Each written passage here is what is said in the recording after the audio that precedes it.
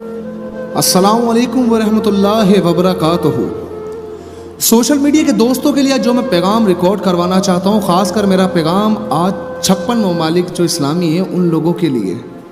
56 اسلامی ممالک، تعداد نہیں بتاؤں گا مسلمانوں کی کتنی تعداد ہے پوری دنیا میں، کیا فائدہ کہ گنتیاں کر کے بتایا جائے۔ میں تو ان 313 صحابہ کی بات کروں نا کہ جن کے پاس ایمان تھا، جو آگے ہزاروں کا لشکر دیکھتے ہوئے بھی کافروں سے ٹکرا جاتے تھے ایمان کی طاقت محسوس کرتے ہوئے۔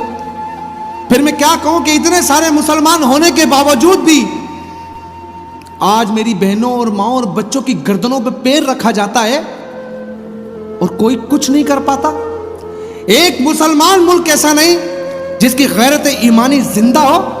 اسرائیلی فوجی کا یہ گھٹنا مریم اصاف کی گردن پر نہیں بلکہ 55 مسلم ممالک کے حکمرانوں کی عزت و غیرت کے اوپر ہے۔ اگر کوئی زندہ ضمیر ہو تو ضرور محسوس کر رہا ہوگا اس گھٹنے کا دباؤ اپنے ضمیر کے اوپر۔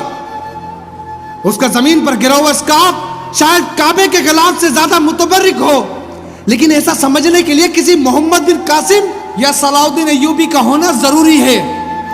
آج سپر پاور بن چکے نا مسلم ممالک، کتنے سارے میزائلز بنا چکے نا، تو پھر میں کیا کہوں کہ مسجد اقصی میں رکھے پتھر تمہارے ان میزائلوں سے لاکھ گنا اچھے ہیں کہ آج بھی مسجد اقصی کی حفاظت کر رہے ہیں۔ ہمارے انبیاء کی سرزمین پر رمضان کے مہینے میں جس طرح ان لوگوں نے بربریت مچائی، کسی کو کوئی فرق نہیں پڑا۔ یار کس منہ سے مدینہ منورہ جاتے ہو؟ یار کس منہ سے حضور علیہ السلام کی بارگاہ میں جاتے ہو؟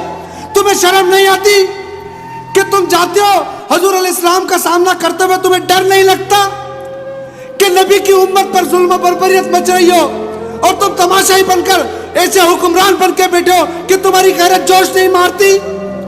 پھر صحیح کہا نا ڈاکٹر صاحب نے کہ دل میں عشق محمد نہیں ہے اگر کلمہ سنانے سے کیا فائدہ؟ قلب میں شوق طیبہ نہیں ہے اگر مکے میں آنے جانے سے کیا فائدہ؟ خشک سجدے کیے خوب ماتا گھیسا اور پیشانی پہ داغ سجدہ بنا، قلب داغ محبت سے خالی رہا، یوں ہی ماتا گھسانے سے کیا فائدہ؟ کس کو دکھا رہے ہو تم یہ جا کر فوٹو سیشن کرواتے ہو؟ وہاں تمہیں اپنی ماں بہنوں کی آہو بکا سنائی نہیں دیتی؟ تم حجاج بن یوسف سے بھی ظالم ہو۔ اس نے تو ایک وہ فاسق شخص تھا جس نے خانہ کعبہ پر پتھراؤ کر دیا تھا، تم مدینہ جاتے ہو، تم فوٹو سیشن کرواتے ہو، تم خود کو عاشق رسول کہتے ہو، تم مدینہ کس منہ سے جاتے ہو؟ حجاج بن یوسف نے خانہ کعبہ پر پتھراؤ کیا، لیکن ایک مسلم بیٹی نے لکھا تھا کہ المدد الحجاج المدد، میری مدد کو آؤ۔ اس کی غیرت ایمانی جاگ گئی، اس نے محمد بن قاسم کو بھیج دیا کہ تمہارے اندر کوئی ایمان کا خطرہ نہیں کہ تمہیں اتنے سارے لوگوں کی اتنے مسلمانوں کی آؤ بکا سنائی نہیں دیتی؟ 56 ممالک بیٹھ کر کچھ نہیں کرے، تماشا دیکھ رہے، تو پھر تمہارے اس اتحاد کے اوپر تماشا بنا دیا تم نے مسلمانوں کا۔ اور اللہ کیوں نہ کرے تمہیں ذلیل کہ تم اتنی طاقت رکھ کر بھی مسلمانوں کے لیے کچھ نہیں کر پا رہے، کیونکہ تمہارے ملک کا مسئلہ نہیں ہے۔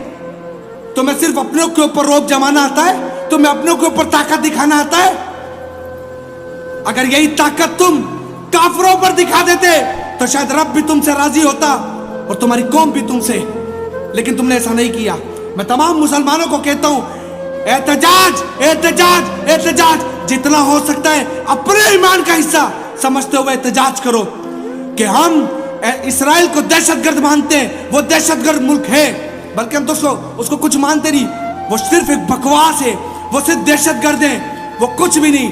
قائد اعظم نے اس کو کبھی ریاست تسلیم نہیں کیا، ہم بھی نہیں کرتے۔ اٹھائے گرے لوگ، حرام کی پیداواریں، ان کو تم تحفظ فراہم کرتے ہو صرف یہ کہہ کر کہ تو یورپی یونین تم سے ناراض ہو جائے گی۔ وہ ملک جس کا تجزیہ نکالا گیا کہ وہ پورا کا پورا ملک، اس کی زیادہ تر آبادی حرام کی ہے، تم اس سے ڈر گئے؟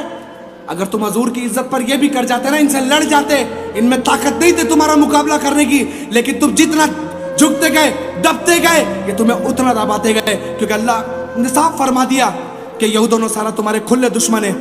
خیر، میں اتنا کہنا چاہتا ہوں اگر غیرت ایمانی سمجھتے ہو نا تو اپنے مسلمان بہن بھائیوں کے لیے کچھ تو کرو۔